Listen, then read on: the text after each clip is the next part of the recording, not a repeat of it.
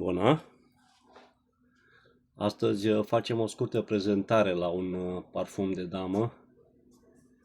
Un parfum foarte bun. Se numește Ria, de la o casă renumită pentru parfumurile sale de calitate, și anume Casa Catlaj. Parfumul a fost achiziționat cu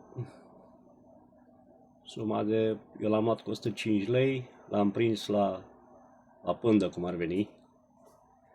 Am să vă las un link în descriere pentru... poate îl găsiți și voi. Pentru a-l dori cuiva drag, l-am făcut cadou, cum se spune, mai ales că auzisem că este o asemănare între el și un parfum mai scump de la casa Christian Dior, și anume Rouge Trafalgar. Cutia. Deci asta este cutia. Sus avem scris Catlaj, în față denumirea parfumului. Catlaj Ria. Pe lateral avem timbru. Și parfumul este 100% original. Pe cealaltă laterală nimic. Pe spate cod QR cod de bare. Deasupra tot așa. Catlaj.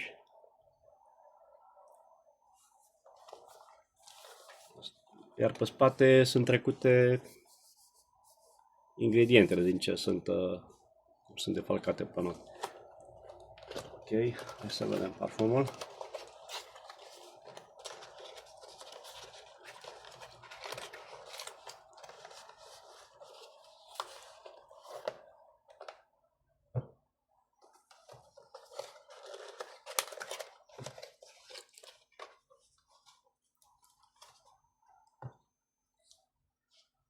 Asta este sticla. Partea din față trecută numele parfumului Ria de la Catlaj. Pe spate nimic, avem niște texturi. Arată fain sticla. Capac. Că e din metal. Destul de greu. Arată fain capacul. Hai să vedem pulverizator.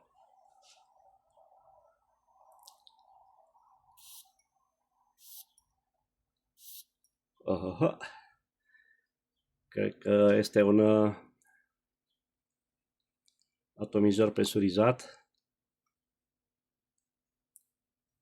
de calitate.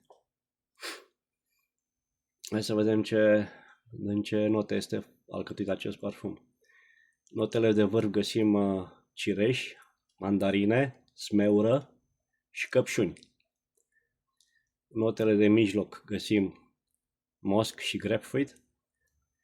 Iar notele de bază găsim coacăze negre și paciuli. Aș putea spune că acest parfum miroase minunat, perfect a se purta pe vremea ceva mai caldă, ideal vara și primăvara, dar merge a fi purtat și, dacă se vrea, în serile ceva mai răcoroase primăvara-vara. Parfumul Catlaj Ria este o apă de parfum ce duce destul de bine, ca și persistență, undeva pe la 7-8 ore, atât pe haine cât și pe piele. Cam atât am avut de spus în scurta mea prezentare. Pe data viitoare, la revedere!